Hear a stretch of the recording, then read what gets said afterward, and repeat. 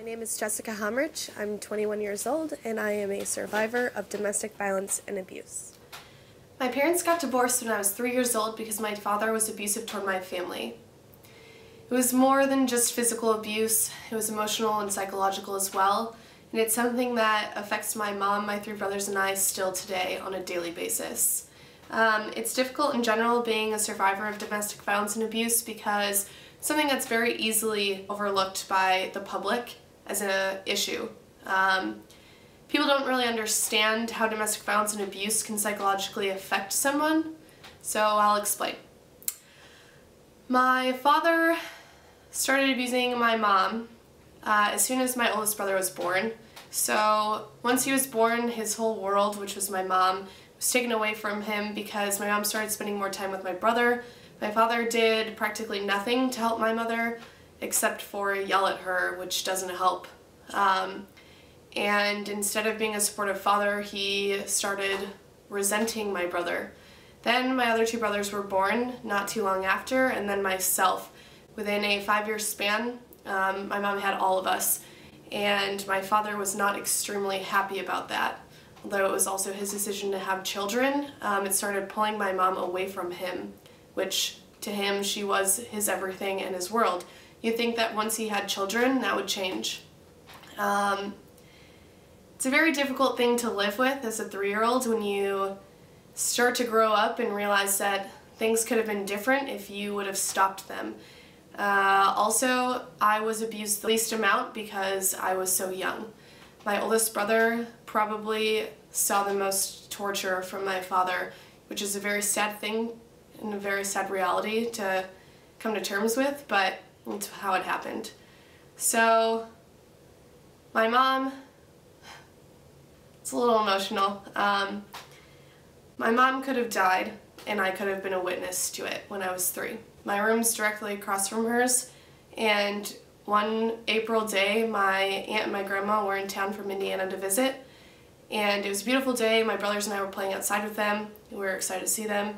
My brothers told me to run in my room and get a beach ball, so I did. I heard my parents yelling, screaming at each other. I stopped, I waited, I listened for a little while, and then I just ran back outside. They didn't even know I was there.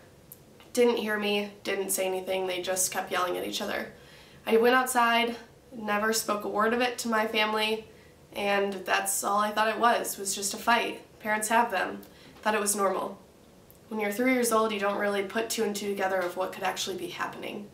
So, next thing I know, all I see is police surrounding my house with guns, about 10 of them. To me, that's something that's very traumatizing in itself as a 3-year-old. Being rushed to your neighbor's house with your brothers and your aunt and your grandma to get to safety while police are surrounding your house with guns is not a very fun childhood to have. It's not a fun memory to hold on to for this long. It's very difficult to forget, which I have had people ask me, like, why can't you move on from it? Abuse sticks with you psychologically because it's what you grew up with.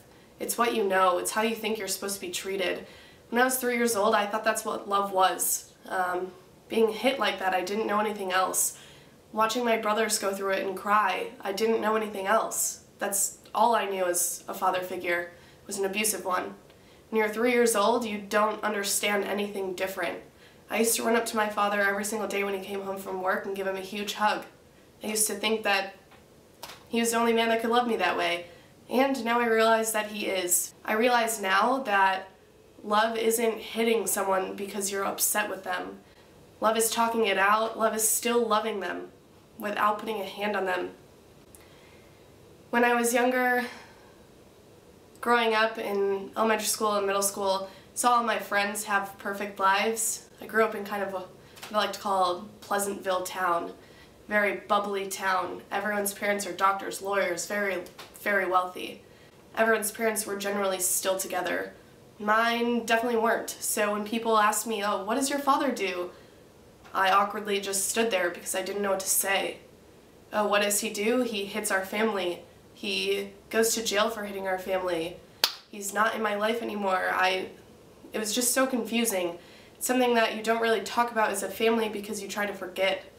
You don't really talk about it as a family because there's nothing to talk about. Well, there's a lot, but there's really not. You all went through it, you all have the same emotions, you all deal with it differently. I dealt with it differently than my brothers. They're the strongest people that I know, but they also pick me up on days that I'm down. It's very difficult to live with. Growing up as a female, witnessing your family go through something so tragic, it's very difficult to witness your family be abused more than you were, and there's nothing that you can do to stop it because you're 3 years old. And there's nothing that you can do to change anything that has happened.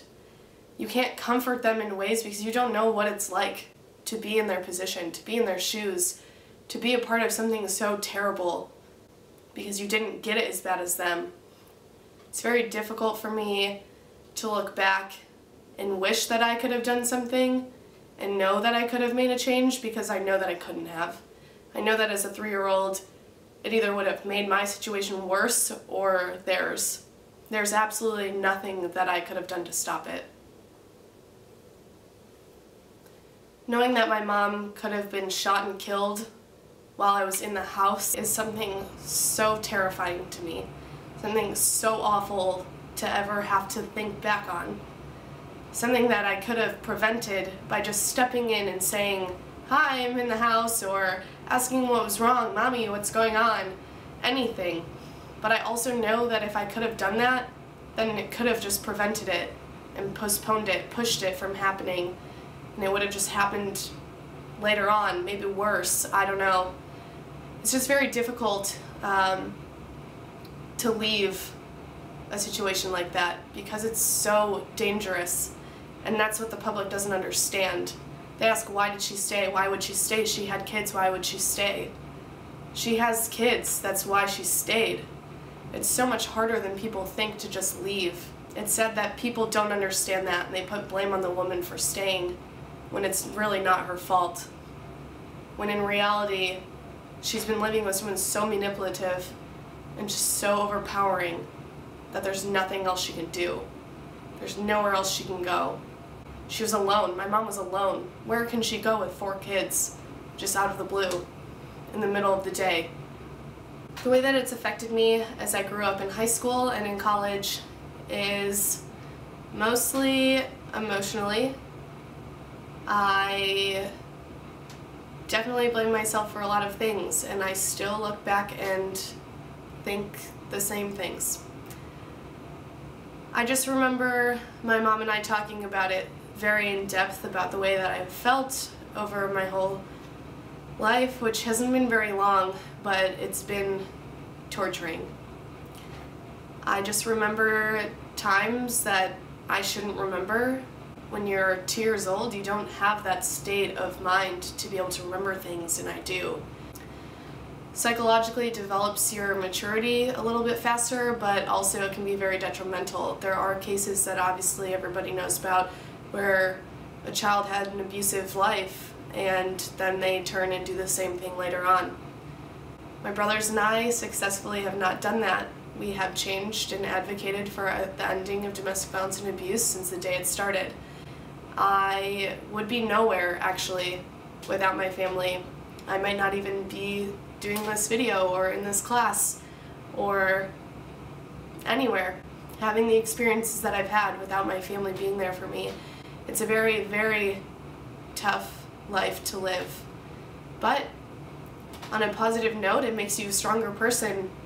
Yeah, it breaks you down in the long run, but overall it really pushes you to be your best, pushes you to not do things that you witnessed, that you grew up with, pushes you to be a better person, to make life around you better.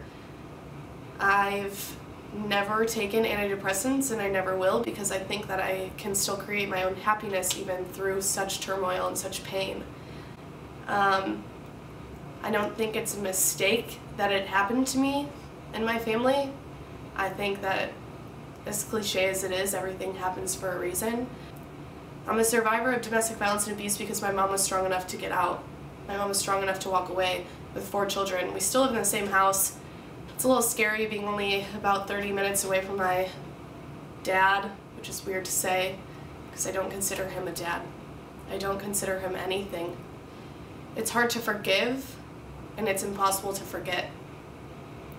and it's something that will always, always be with me. It's something that will always define me.